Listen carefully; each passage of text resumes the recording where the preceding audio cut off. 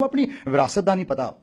मैंने याद आ गया विरासत की गल करते हैं कि 2018 की गल है। मैं उदों कैम्ब्रिज यूनिवर्सिटी बेसिक साइंटिस्ट काम करता सीगा ते एक दिन सवेर वेले मैं अपने सुभाव मुताबक सवेरे सैर करदे रनिंग कर रहा सी कैम्ब्रिज दी सड़कों के उत्ते। अगे एक गोरा आया बजुर्ग, उहदी उम्र अंदाजन मेरा ख्याल 90 साल के किते अगड़ पिछड़, ते ओह दूरों ही मैनू देख के बड़ी सोहनी उहने समाइल दत्ती ते मेरे कोलों लंघिया, बड़ा ही सत्कार दे के झुक के मेरे कोलों लंघ गया।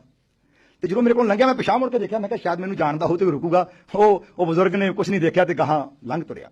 मैं बड़ा हैरान भी यार ये बंदा बड़ा सत्कार दे के लंघिया तो है कौन सी। नैक्सट डे फिर वही भाना वरतिया।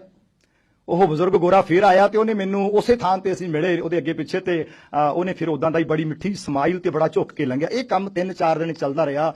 ਉਦੋਂ ਬਾਅਦ ਸੰਡੇ ਆ ਗਿਆ ਤੇ ਮੈਂ ਉਦੋਂ ਕੀ ਕੀਤਾ, ਮੈਂ ਫਿਰ ਜਦੋਂ ਉਹ ਬਜ਼ੁਰਗ ਸਾਹਮਣੇ ਭੱਜਿਆ ਆ ਰਿਹਾ ਸੀ ਨਾ, ਮੈਂ ਉਹਦੇ ਸਾਹਮਣੇ ਐਂ ਕਰਕੇ ਖੜ ਗਿਆ। मैं कि अज नूं रोक ही लईए भरा, तू इन्ना प्यार सत्कार दिंदा, नमस्कार करके जाना, ते ये कहानी है कि मैं तैनूं पछाण नहीं पा रहा। 4-5 दिन हो गए ते तू कौन है ते अपना की साडा कोई संबंध है, साडी कोई जान पहचान है। मैं हाथ करके खड़ गया। उन्हें आके अपने हाथ मेरे जोर दी मारे, कहंदा चीयर्स, बड़ा खुश। ते मैं कहा sir if you have some time I want to sit with you. So कहंदा I am free, totally free. जिवें डॉक्टर कंग बोलते हैं ना, आवाज़ वांगू ये भी उत्थे पढ़े ने, इन्हां दी आवाज़ बड़ा ठरम्मा ते सहज जिहा इदां दी आवाज़, टोटली फ्री। असीं कैमरे दी सड़कां ते बगीचे साइड ते बैठ के मैं तुहानूं गल दसनी चाहुंदा। बड़ियां लंमियां गल्लां कीतियां, मैनूं समा नहीं मिल रहा। मैं उहदे उत्ते भावें एक छोटा किताबचा ही लिख देवां, बड़ा कुछ मैनूं तो सीखण नूं मिलिया, पर मैं सिर्फ एक गल तुहाडे नाल सांझी करनी है। पहला सवाल मैं किया, मैं कहा सर तुसीं मैनूं रोज़ सल्यूट करके सलाम करके लंघदे हो, कारण की है? I don't salute you, I salute your turban. I have read the history of turban. I have great salute for Guru Gobind Singh, turban of गुरु गोबिंद सिंह। कमाल दी कई गल्लां होईयां। दूजा सवाल मैं कहा सर मैं कैम्ब्रिज में पढ़ाउणा 3 महीने हो गए मैंने इत्थे काम करदे। मैं आई एम हाईली इंप्रैसड। तुहाडे चों बहुत साडे डॉक्टर औलख ने, डॉक्टर गुरशरण सिंह मंच ते बैठे आ, दुनिया 'च इन्हां ने काम कीता। डॉक्टर इंद्रजीत सिंह बड़े वड्डे विग्यानी ने, पता नहीं कित्थे कित्थे जाके इन्हां ने काम कीता। मैं कहा यार थोड़ा कैम्ब्रिज दा पढ़ाई दा, एजुकेशन दा, डिसिपलिन दा, प्रोफैसरां दा, स्टूडेंट्स दा जिहड़ा डिसिपलिन है, आई एम हाईली इंप्रैसड। मैं कहा तुसीं ये बनाया किवें, मैनूं ये समझाओ। मैं हर गल नूं अपनी पीएच नाल रिलेट करदा कि इत्थों काम करके जो मैं पीएच भी जाऊँगा उत्थे कोई जे मेरे वस 'च होया तां मैं इदां दा माहौल तैयार करूँगा। पर मैनूं दस्सो तुसीं ये कीता किवें है ते मैं कुछ सिख सकां। मेरा सवाल करन दी देर सी प्यार वालिओ, मैनूं वो वक्त नहीं भुलदा, अज तक नहीं भुलदा। मेरी जिंदगी का बहुत अहम समा है। उहदियां अखां दे विचों मैं तुप के डिगदे थल्ले देखे। एकदम उन्हें अपनी अखां साफ कीतियां। मैं कहा सर मैं कुछ गलत कह दिता तुहानूं? मैं सिर्फ ये पूछा तुसीं कैम्ब्रिज दा इन्ना वधिया माहौल किवें तैयार कीता? मैं अपने पीएच विच भी चाहुंदा इदां दा माहौल उत्थे क्यों नहीं? तुसीं ये कित्थों लिया? अखां साफ करके कहंदा सॉरी सॉरी। 3 बार उन्हें sorry sorry sorry sorry. Our ancestors betrayed you, Mr. Singh. We borrowed it from Punjab. My goodness, मेरे पैरों से जमीन निकली। मेरे चेहरे तो मेरी जुबान नहीं चल रही थी, पर मेरे चेहरे के सवाल सन, who borrowed, when borrowed, how borrowed। उस गोरे ने सब कुछ पढ़ लिया। Dr. Singh, I know what you are going to ask me. The story starts from 1809. Sir Metcalfe was at Amritsar to sign the first treaty with Maharaja Ranjit Singh. उन्हें अपनी गाथा अंग्रेजी में सुनाई। मैं तुहानूं उर्था करके सुनाउणा, उहदी अपनी जबान च गल सोहणी कही जाती है। कहंदा गल 1809 दी है।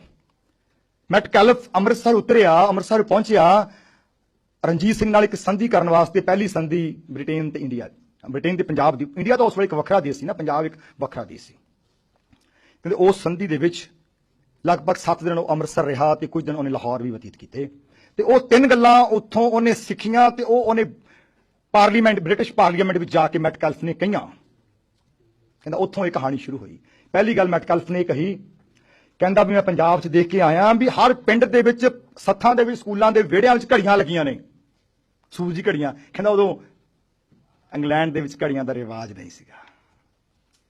कहंदा थोड़ा एक गोल्डन टैंपल है, उहदे विच टाइम दे हिसाब नाल म्यूजिक दियां मेलोडी चेंज होंदियां ने, वखरे राग गाए जांदे ने, घड़ियां सूरजी लगी हुई है उत्ते। आपां अज भी देखदे आ प्रकर्मां दे खब्बे हत्थ भाई एक कारीगर सी लहणा सिंह, कारीगर को असीं इंजीनियर कहने, इंजीनियर लहणा सिंह, जिन्हें वो घड़ी उदों बनाई ते अज तक कुछ शोभित है प्रकर्मां दे खब्बे हत्थ। कहंदा मैं हैरान आ, मैटकैल्फ कहंदा दिने तां सूरज नाल टाइम देख लैंदे ने, और रात नूं टाइम किवें देखदे आ? एक ठीक समय ते एक आवाज़ आउंदी आ बड़ी इलाही, ਉਹਦੇ उस टाइम ਦੇ ਉੱਤੇ ਇਲਾਹੀ ਕੀਰਤਨ ਸ਼ੁਰੂ ਹੋ ਜਾਂਦਾ। ਕਹਿੰਦਾ ਇਹ ਸਮੇਂ ਦੇ ਅੰਨੇ ਪਵਾਉਂਦੇ ਨੇ। ਪੰਜਾਬ ਦੀਆਂ ਸੱਥਾਂ ਦੇ ਵਿੱਚ, ਸਕੂਲਾਂ ਦੇ ਵਿੱਚ ਸੂਰਜੀ ਘੜੀਆਂ ਲੱਗੀਆਂ। ਜਿਹੜੀ ਮੈਟਕੈਲਫ ਨੇ 1809 ਦੀ ਸੰਧੀ ਤੋਂ ਜਾ ਕੇ ਬ੍ਰਿਟਿਸ਼ ਪਾਰਲੀਮੈਂਟ ਵਿੱਚ ਗੱਲ ਕਹੀ ਕਿ ਸਾਨੂੰ ਵੀ ਟਾਈਮ ਦੇ ਪਾਬੰਦ ਹੋਣਾ ਚਾਹੀਦਾ। ਮੈਂ ਤੁਹਾਨੂੰ ਸਾਰਿਆਂ ਨੂੰ ਮੁਬਾਰਕ ਦਿੰਦਾ। ਸਾਡੀ ਅੱਜ ਦੀ ਭਾਵਨਾ ਸੀ ਕਿ ਠੀਕ 11 ਵਜੇ ਆਪਾਂ ਇਹ ਸਮਾਗਮ ਸ਼ੁਰੂ ਕਰੀਏ, ਆਪਾਂ ਕੀਤਾ।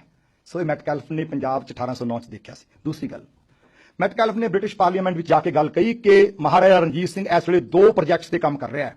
ਪੰਜਾਬ अंपायर ऑफ पंजाब, जिन्होंने आप दरबार खालसा कहने, खालसा दरबार लाहौर। कहता इस वे 2 मुख एजेंडे ने, वो पता किहड़े सीगे?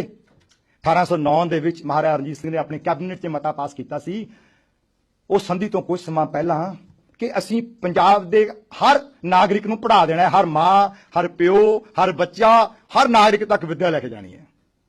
1809 ਦੇ ਵਿੱਚ ਕਹਿੰਦਾ ਮੈਟਕੈਲਫ ਨੇ ਬ੍ਰਿਟਿਸ਼ ਗਵਰਨਮੈਂਟ ਨੂੰ ਕਿਹਾ we don't have elementary education project, ਸਾਡੇ ਕੋਲ ਕੋਈ ਐਕਟ ਹੀ ਨਹੀਂ ਹੈਗਾ ਐਲੀਮੈਂਟਰੀ ਐਜੂਕੇਸ਼ਨ ਐਕਟ, ਤੇ ਉਹ ਸ਼ੁਰੂ ਕਰ ਚੁੱਕੇ ਆ ਉੱਥੇ, ਵੀ ਮਸਟ ਗੋ ਫॉर दैट। ਤੀਸਰੀ ਗੱਲ ਕਹਿੰਦਾ ਮਹਾਰਾਜਾ ਸਿੰਘ ਦਾ ਦੂਜਾ ਪ੍ਰੋਜੈਕਟ ਹੈ ਕਿ ਪਿੰਡਾਂ ਦੀਆਂ ਪੰਚਾਇਤਾਂ ਨੂੰ ਸੈਲਫ ਡਿਫੈਂਸ ਵਿੱਚ ਇੰਨਾ ਮਜ਼ਬੂਤ ਕਰ ਦੇਣਾ ਹੈ। ਉਹਨੇ ਮੈਟਕੈਲਫ ਨੂੰ ਦੱਸਿਆ ਕਿ ਅਸੀਂ ਇਹਦੇ ਤੇ ਕੰਮ ਕਰ ਰਹੇ ਹਾਂ ਕਿ ਹਰ ਪਿੰਡ ਕੋਲੇ ਅਸਲਾ ਹੋਊਗਾ, ਹਰ ਪਿੰਡ ਵਿੱਚ ਫੌਜ ਹੋਊਗੀ ਤੇ ਉਹ ਵਲੰਟੀਅਰ ਫੌਜ ਹੋਊਗੀ, ਪੇਡ ਨਹੀਂ ਹੋਊਗੀ। ਉਹ ਆਪਣੇ ਪਿੰਡ ਦੀ ਇੱਜ਼ਤ ਦੀ ਪੱਤ ਦੀ ਰਾਖੀ ਕਰਨ ਦੇ ਅਧਿਕਾਰ ਉਹਦੇ ਕੋਲ ਹੋਣਗੇ ਤੇ ਉਹ ਮੇਰੇ ਅਧਿਕਾਰ ਨੂੰ ਵੀ ਮੋੜ ਸਕਦੇ ਨੇ ਜੇ ਕਿ ਮੈਂ ਗਲਤ ਕੰਮ ਕਰ ਰਿਹਾ ਹਾਂ। ਤੇ ਮੈਟਕੈਲਫ ਕਹਿੰਦਾ wonderful, the public with such high command they can challenge the king, they can protect themselves, they have their own decision making body। ਕਹਿੰਦਾ we don't have such kind of structure in Britain, we must think of that। ਕਹਿੰਦਾ ਇਹ ਤਿੰਨ ਗੱਲਾਂ ਉਹਨੇ ਕਹੀਆਂ ਤੇ ਕਹਿੰਦਾ sorry ਕਹਿੰਦਾ you started this work in 1809, ਕਹਿੰਦਾ our records speak that by 1830 entire Punjab ਸਾਰਿਆਂ ਵਿੱਚ ਇੰਨੀ ਵਿਦਿਆ 100% ਦੇ ਲਗਭਗ 1830 ਦਾ ਡਾਟਾ ਦੱਸਦਾ ਕਿ ਪੰਜਾਬ ਵਿੱਚ ਹਰ ਬਜ਼ੁਰਗ, ਔਰਤ, ਮਾਂ, ਬਾਪ, ਨੌਜਵਾਨ, ਬੱਚਾ ਪੜ੍ਹ ਚੁੱਕਿਆ ਸੀ। ਤੇ ਕਹਿੰਦਾ ਸਾਡੀ ਬ੍ਰਿਟਿਸ਼ ਪਾਰਲੀਮੈਂਟ ਵਿੱਚ 1870 ਵਿੱਚ ਇਹ ਐਕਟ ਆਇਆ, ਵਿਲੀਅਮ ਫੋਸਟਰ ਨੇ, ਜਿਹਨੂੰ ਐਲੀਮੈਂਟਰੀ ਐਜੂਕੇਸ਼ਨ ਐਕਟ ਕਹਿੰਦੇ ਨੇ। ਅਸੀਂ 1870 ਦੇ ਵਿੱਚ ਸੋਚਿਆ ਕਿ ਹੁਣ ਸਾਰੇ ਅੰਗਰੇਜ਼ ਜਿਹੜੇ ਬੱਚੇ ਉਹਨੂੰ ਪੜ੍ਹਾ ਲਈਏ, ਕਿਉਂਕਿ ਪਹਿਲਾਂ ਅਸੀਂ ਕਲੋਨੀਆਂ ਬਣਾਉਣ ਤੇ ਲੱਗੇ ਹੋਏ ਸੀ, ਆਪਣੀਆਂ ਦੱਬ ਲਈਏ ਲੋਕਾਂ ਨੂੰ ਜਾ ਕੇ ਆਪਾਂ। ਕਹਿੰਦਾ ਤੁਸੀਂ 1830 'ਚ ਕੰਮ ਕਰ ਲਿਆ ਸੀ।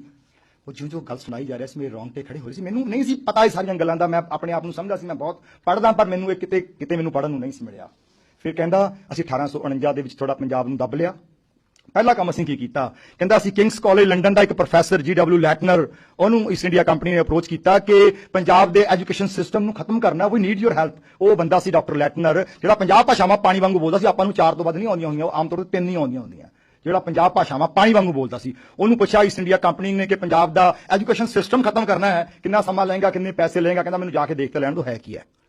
ਲੈਟਨਰ ਇੱਥੇ ਆਇਆ, ਉਹਨੇ ਆਪਣੀ ਕਿਤਾਬ ਦੇ ਵਿੱਚ ਲਿਖਿਆ history of indigenous education since annexation and in 1882। ਦੱਸਦਾ ਕਹਿੰਦਾ ਐਡਾ ਸਟਰੋਂਗ ਐਜੂਕੇਸ਼ਨ ਸਿਸਟਮ ਪੰਜਾਬ ਦੇ ਵਿੱਚ ਸਥਾਪਿਤ, ਹਰ ਮੰਦਰ ਨਾਲ ਇੱਕ ਸਕੂਲ ਹੁੰਦਾ ਸੀ, ਹਰ ਮਸਜਿਦ ਨਾਲ ਇੱਕ ਸਕੂਲ ਹੁੰਦਾ ਸੀ, ਹਰ ਗੁਰਦੁਆਰੇ ਨਾਲ ਇੱਕ ਸਕੂਲ ਹੁੰਦਾ ਸੀ। ਕਹਿੰਦਾ ਖਾਲਸਾ ਦਰਬਾਰ ਲਾਹੌਰ ਮੁਸਲਮਾਨਾਂ ਨੂੰ ਮਸਜਿਦ ਬਣਾਉਣ ਦੀ ਆਗਿਆ ਉਦੋਂ ਤੱਕ ਨਹੀਂ ਸੀ ਦਿੰਦਾ ਜਦੋਂ ਤੱਕ ਨਾਲ ਸਕੂਲ ਨਹੀਂ ਸੀ ਬਣਾ ਲੈਂਦੇ। ਹਿੰਦੂਆਂ ਨੂੰ ਮੰਦਰ ਬਣਾਉਣ ਦੀ ਆਗਿਆ ਉਦੋਂ ਤੱਕ ਨਹੀਂ ਸੀ ਮਿਲਦੀ ਜਦੋਂ ਤੱਕ ਸਕੂਲ ਨਹੀਂ ਬਣਾ ਲੈਂਦੇ। ਤੇ ਸਿੱਖਾਂ ਉਦੋਂ ਗੁਰਦੁਆਰੇ ਨਹੀਂ ਸੀ ਹੁੰਦੇ, ਸਿੱਖਾਂ ਦੀ ਧਰਮਸ਼ਾਲਾ ਹੁੰਦੀ ਸੀ, ਤੇ ਸਿੱਖਾਂ ਨੂੰ ਵੀ ਧਰਮਸ਼ਾਲਾ ਬਣਾਉਣ ਦੀ ਆਗਿਆ ਨਹੀਂ ਸੀ ਹੁੰਦੀ ਜਦੋਂ ਤੱਕ ਸਕੂਲ ਨਹੀਂ ਖੜਾ ਕਰ ਦਿੰਦੇ।